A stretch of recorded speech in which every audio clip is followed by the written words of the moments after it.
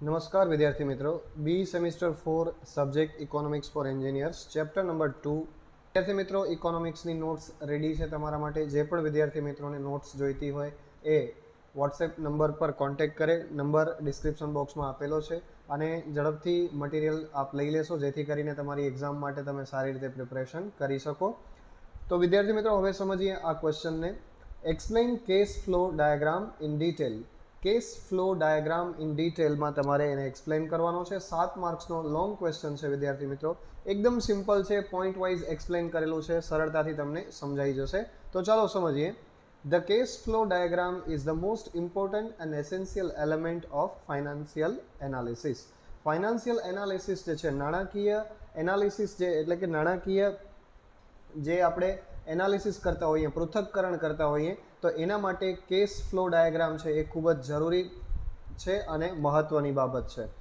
A proper and accurate cash flow diagram should be constructed and tested before an attempt is made to perform the financial analysis.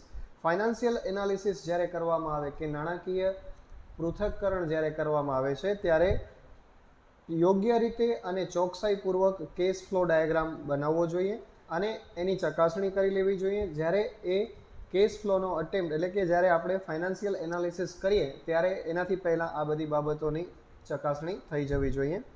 It visually represent income and expenses over some time interval.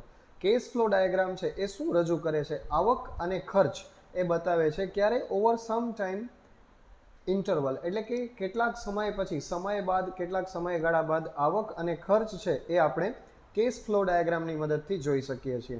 It is financial tool. આ એક financial tool એટલે કે નાણાકીય, આમ જોવા જઈએ તો tool છે, એક એવી વસ્તુ છે, એક એવી બાબત છે વિચ ડેપિક્સ ધ કેસ ફ્લો, કે જે આપણને શું કઈ બાબત બતાવે છે, વર્ણવે છે? કેસ ફ્લો, રોકડ પ્રવાહ બતાવે છે, અકરિંગ એટ ડિફરન્ટ ટાઈમ ઇન્ટરવલ, કે જુદા જુદા સમયે જે રોકડ વ્યવહાર કે રોકડ આવે છે અથવા તો જાય છે એ બધી બાબત આપણને જુદા જુદા સમયે કેસ ફ્લોની મદદથી આપણે જોઈ શકીએ છીએ। It represents cash inflows for cash receipts and cash outflows for cash payments। એટલે કેશ ફ્લો છે, કેશ ફ્લો ડાયાગ્રામ જે છે એ શું બતાવે છે? ઇનફ્લોઝ ફોર કેશ રિસિપ્ટ। ઇનફ્લોઝ એટલે કે રોકડ જ્યારે આપણી પાસે આવતી હોય, ઇન્કમ થતી હોય ત્યારે એ રિસિપ્ટમાં એ રજૂ કરે છે। એન્ડ કેશ આઉટફ્લોઝ છે, જ્યારે રોકડ જાય છે એટલે કે જ્યારે કોઈ ખર્ચ થાય છે ત્યારે એને કેશ પેમેન્ટ તરીકે ઓળખવામાં આવે છે અથવા તો કેશ પેમેન્ટ તરીકે એ રજૂ થાય છે। It includes the short term revenue transaction. Cash flow ડાયાગ્રામમાં શોર્ટ ટર્મ એટલે ટૂંકા ગાળાના સમય માટે રેવન્યુ ટ્રાન્ઝેક્શન એટલે કે મહેસૂલી વ્યવહાર કંઈ પણ છે એ એમાં બતાવવામાં આવે છે। લાઇક સેલરી પેમેન્ટ્સ, જેમ કે આપણે કોઈને સેલરી ચૂકવીએ છીએ, પગાર આપીએ છીએ તો એનું પેમેન્ટ છે એમાં દેખાય છે।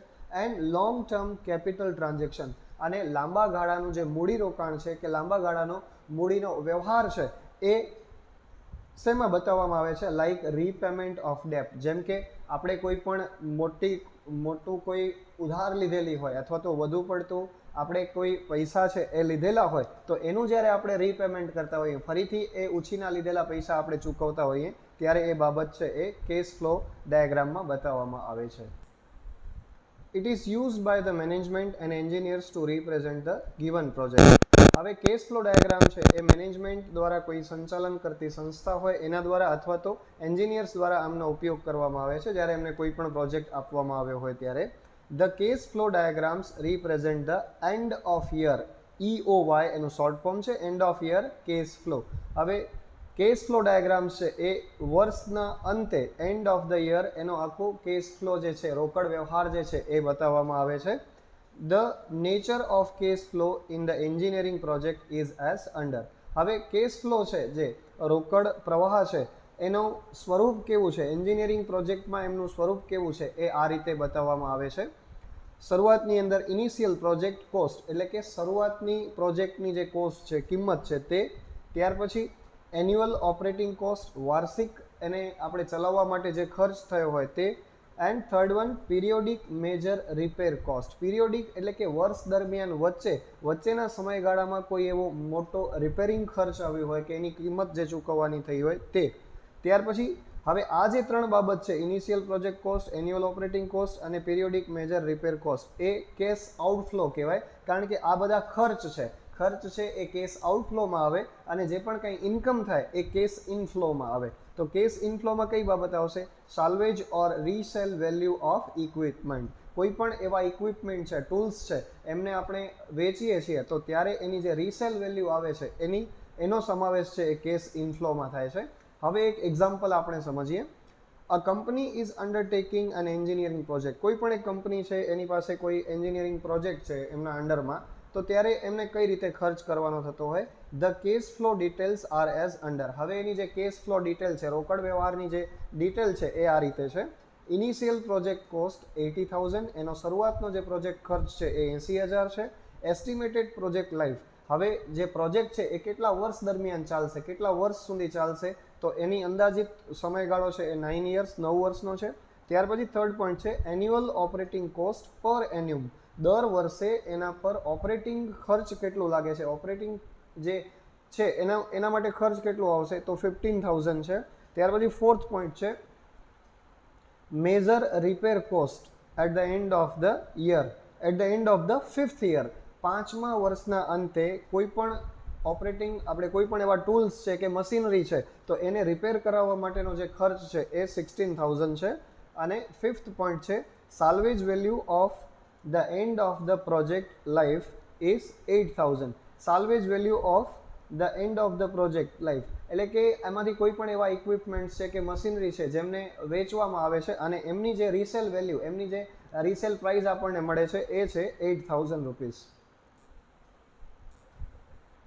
Cache flow diagram of this project is as under. હવે અહીં કેશ ફ્લો ડાયાગ્રામ બતાવેલો છે, એને આપણે સમજીએ. In this cash flows occurs at the end of the year. આ જે કેશ ફ્લો છે, જે રોકડ પ્રવાહ છે, એ વર્ષના અંતનો છે, એટલે કે વાર્ષિક કેશ ફ્લો છે એ આપણે સમજીએ. તો અહીં આપેલું છે એન્ડ ઓફ યર, એટલે કે નંબર ઓફ યર્સ આપેલા છે, કેટલા વર્ષ સુધીનો પ્રોજેક્ટ છે, તો 9 યર્સ સુધીનો એ પ્રોજેક્ટ છે. ત્યાર પછી અહીં જે કોસ્ટ આપેલી છે, ઇનિશિયલ પ્રોજેક્ટ કોસ્ટ છે એ 80,000 છે, તો એ ક્લોઝ એ બતાવેલી છે. ત્યાર પછી અહીંયા આપેલું છે એન્યુઅલ, આ જે 15,000 છે એ 15,000 જે છે એ આપેલું છે. ત્યાર એન્યુઅલ ઓપરેટિંગ કોસ્ટ જે છે એ છે 15,000. ત્યાર પછી અહીંયા at the end of the 5th year, 5મા વર્ષના અંતે જે મેજર રિપેર કોસ્ટ આવે છે, જે કોઈ પણ એવા ઇક્વિપમેન્ટ છે જેના પર ખર્ચ થતો હોય છે, તો એ 16,000 છે. ત્યાર પછી at the end of 9th year, 9મા વર્ષના અંતે જે પણ કોઈ ઇક્વિપમેન્ટ છે એને વેચવામાં આવે છે, એની જે રીસેલ વેલ્યુ થાય છે એ છે 8,000, એને કહેવાય છે ટર્મિનલ સાલ્વેજ વેલ્યુ.